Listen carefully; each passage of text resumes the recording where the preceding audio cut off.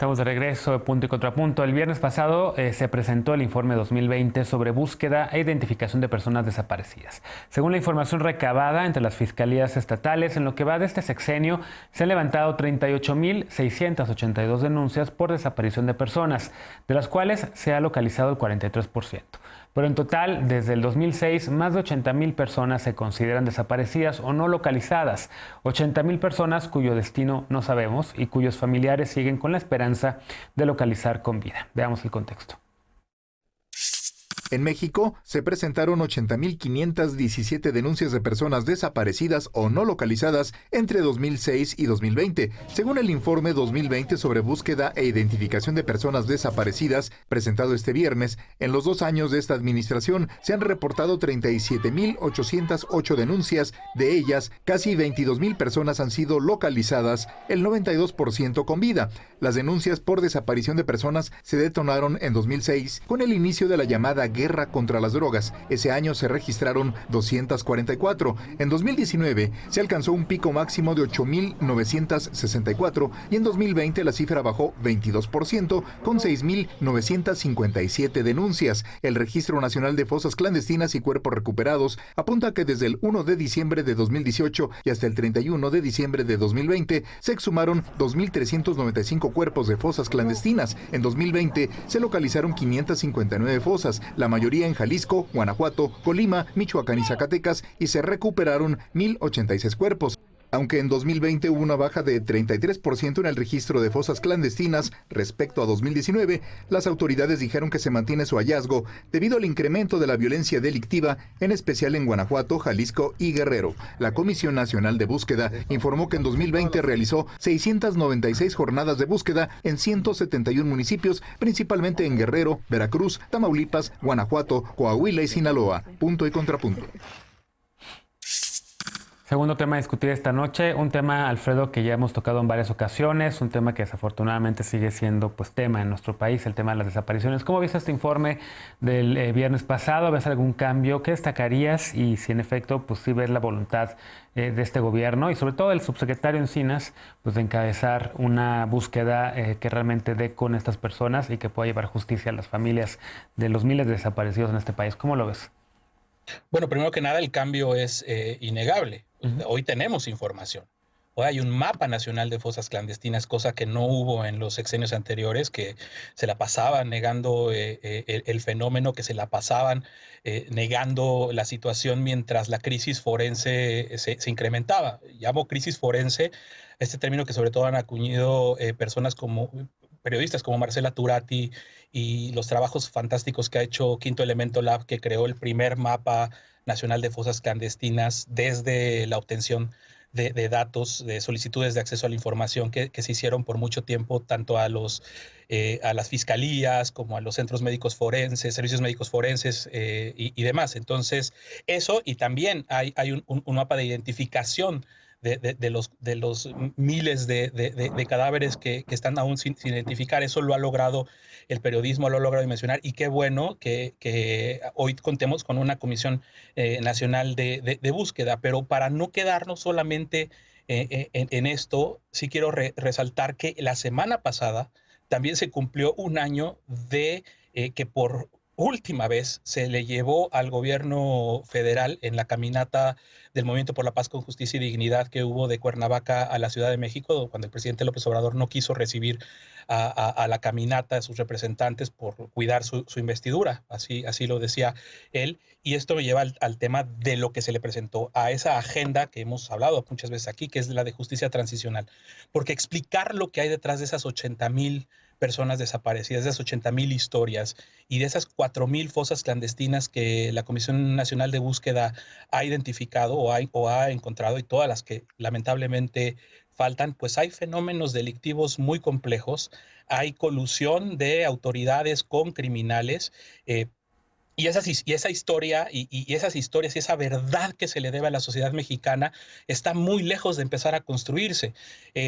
si nos quedamos solamente en la búsqueda de personas desaparecidas, aunque haya protocolos homologados, aunque las víctimas estén participando, si las víctimas siguen Sí, sumándose cada día más, si seguimos encontrando cada vez más fosas y no iniciamos procesos de verdad, de justicia, de reparación y de no repetición, pues este bien, es un cuento de nunca acabar. Lisa creo nos decía la semana pasada que 78 años o algo así es lo que se necesitaría para terminar la identificación, para poder llevar a la identificación de tantos cuerpos, sin contar los que se han donado a las universidades, de esos claro, malos claro. registros que se hicieron, de lo que pasó en casos como en Morelos, en Tepelcingo y en Jojutla, en Tetelcingo y en Jojutla, donde el propio gobierno hacía sus fosas clandestinas para esconder los Bien. cuerpos. Entonces, pues ese es el tamaño de la crisis forense en la que estamos. Lisa, coincides, ya que te mencionó Lecona, ¿qué ves de cambios? ¿Qué destacas también de este informe del viernes pasado? Coincido con Lecona en que la calidad de la información ha mejorado sustancialmente y que tenemos ciertos funcionarios que han sido muy comprometidos justamente en la identificación de las fosas clandestinas, la exhumación de cuerpos y sobre todo pues empezar un proceso de identificación quizás mucho más rápido, encontrándose retos muy importantes tanto a nivel de los gobiernos locales, en particular los servicios periciales disponibles en las fiscalías, como en la capacidad de los propios sistemas de información y en estas inercias de no compartir información entre dependencias de gobierno, ya sea a nivel federal o lo mismo también entre el nivel federal y lo estatal. Yo como más bien lo que intento es encontrar un poquito como cuáles serían las soluciones. Rescato un texto que salió publicado en estos días en la revista Nexos justamente sobre las áreas de oportunidad que existen en el intercambio de información, sobre todo para lograr la identificación de las personas desaparecidas a partir de las huellas dactilares que se toman, digamos, premortem o cuando las personas están vivas y entregan sus huellas dactilares para procesos de registro en el gobierno, puede ser para el Instituto Nacional Electoral, lo mismo que para el tema de los biométricos en los pasaportes, y cómo esto dentro del correcto mecanismo, haciendo extrema protección de los datos personales y cumplimiento de esas leyes y de las leyes o las normativas que rigen, por ejemplo, a la Comisión Nacional de Búsqueda, se podría hacer una identificación muchísimo más pronta y expedita, justamente porque lo que decíamos en mesas pasadas, que era la referencia que hacía Lecona, es que el rezago que tenemos de identificación de personas reportadas como desaparecidas, encontradas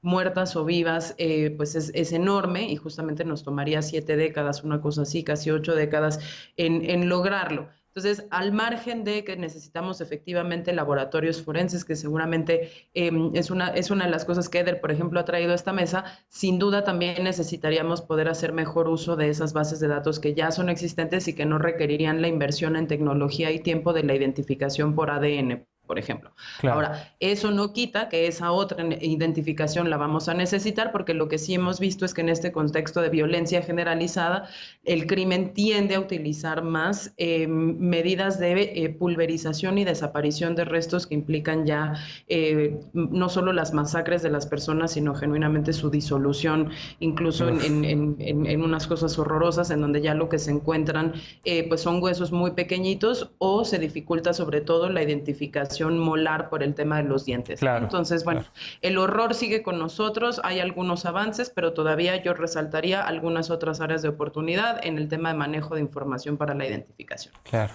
Eder, en efecto, parece que sí hay un grupo de personas dentro de la 4T que en efecto quieren realmente que haya justicia, que quieren que avancen estos temas, pero de repente vemos los números y no mejora la situación ni de la violencia, ni las denuncias tampoco de personas desaparecidas. Parece, creo que leía que hoy leía que este 2021 arrancó también muy violento en el país y que no hay mejoría. Pues no parece que esto vaya a cambiar, ni siquiera con pandemia. ¿Cómo lo ves?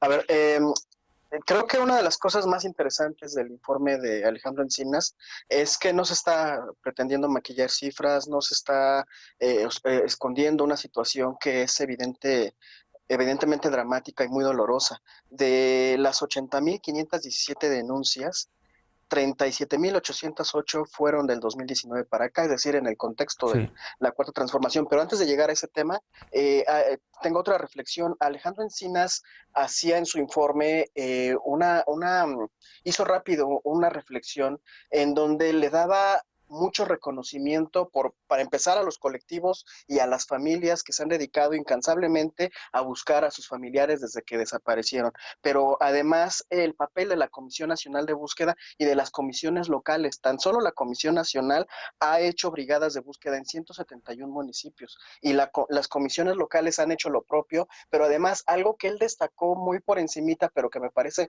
muy importante resaltar en este contexto en el que se va posiblemente a discutir en el Senado una iniciativa que pueda afectar estas tareas, es el papel de las comisiones locales para presionar a las fiscalías estatales para que coadyuven en la búsqueda de las personas desaparecidas o no localizadas, pero también en la identificación de los cuerpos y en la entrega digna de los cuerpos encontrados a sus familiares.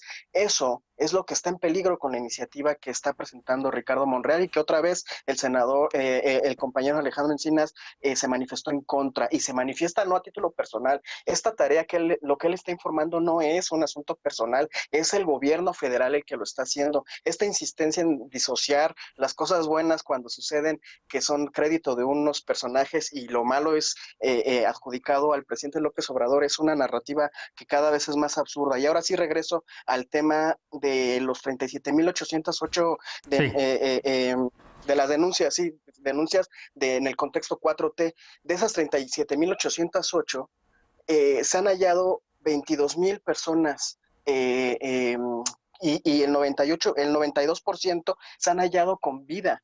Es decir, el 56% de las denuncias se han atendido de manera inmediata, se ha entregado un resultado positivo y el 92% de ese 56% se han encontrado con vida en el contexto de las personas que han desaparecido en el 2019 y 2020. Si eso hubieran hecho los gobiernos de Felipe Calderón y de Enrique Peña Nieto, la situación no sería tan dramática. Sí. Y ahí tenemos que reflexionar mucho sobre el papel que jugaron estos sexenios con su supuesta guerra contra el narcotráfico. Bien. Por supuesto que hay una diferencia sustancial. ¿Coincides o contrapunto, querida Fer Caso? Bueno, lo primero que quisiera es también reconocer esta apuesta presupuestal que ha hecho este gobierno para fortalecer los instrumentos, porque no se trata únicamente de poner gente capaz en la cabeza, sino que se ha aumentado verdaderamente el presupuesto que existe para hacer estas búsquedas. Todavía estando muy lejos de lo que realmente se necesita para, como bien decían Lisa y Alfredo, conseguir que haya un equipo, ¿no?, suficiente para hacer el análisis de todos estos cuerpos, que todavía falta personal capacitado, que falta equipo técnico. Aún estando lejos de eso, pues sí hay que hacer un reconocimiento. Simplemente de 2019 a 2020 se aumentó más del 50% del presupuesto que había destinado para esto, lo cual pues es digno de reconocerse porque el compromiso de un gobierno, como lo hemos dicho muchas veces, también se mide en función del presupuesto que se le asigna y que ir en esta ruta, continuar en esta ruta, pues nos lleva en buen camino. Sin embargo, es imposible disociar a las personas desaparecidas del aumento en la crisis de inseguridad en la que México se mantiene desde hace años. Mientras sigamos con estos niveles de violencia, mientras el crimen organizado siga ganando terreno, mientras no se le dé prioridad, ¿no?, y el presidente prefiere hablar de otras cosas, ¿no?, que del tema de la inseguridad, y no se preste atención ahí, pues es natural que también los números de desaparecidos sigan creciendo, porque, digamos, no son delitos que se cometen aparte, no es un delito por sí mismo, sino que en muchos casos están vinculados con con redes criminales que están afectando a la ciudadanía y que la conclusión, es decir, el último paso es la desaparición. Y si no se tiene información sobre el destino de una persona, no se sabe qué delito se cometió. Y por otro lado, si se encuentra una persona y no se sabe su identidad, pues es muy difícil empezar a investigar las causas, ¿no?, quién pudo ser el posible perpetrador, cómo dar con esas redes criminales que lo están ejerciendo. Entonces, ver la búsqueda de personas desaparecidas únicamente desde la perspectiva de las víctimas, que sin duda tiene que ser la principal, es importante, pero a eso se le tiene que sumar también el entenderlo como una parte fundamental del combate al crimen, ¿no?, de la justicia, del combate a la impunidad y también para poder empezar a reducir estas cifras escandalosas que tienen afectando a México pues desde hace décadas. Sí, sin duda. A ver, déjenme hacer una pausa porque el tema que viene está muy conectado, digamos, con todo esto y precisamente por eso hoy lo estamos tocando los dos. Hacemos una pausa y regresar. En Camargo, Tamaulipas, fueron encontrados 19 cuerpos calcinados. 4 ya fueron identificados, 2 eran inmigrantes de Guatemala. Estamos frente a un nuevo San Fernando. La Secretaría de Gobernación ha dicho que no. Regresamos con este tema punto y contrapunto. No te vayas.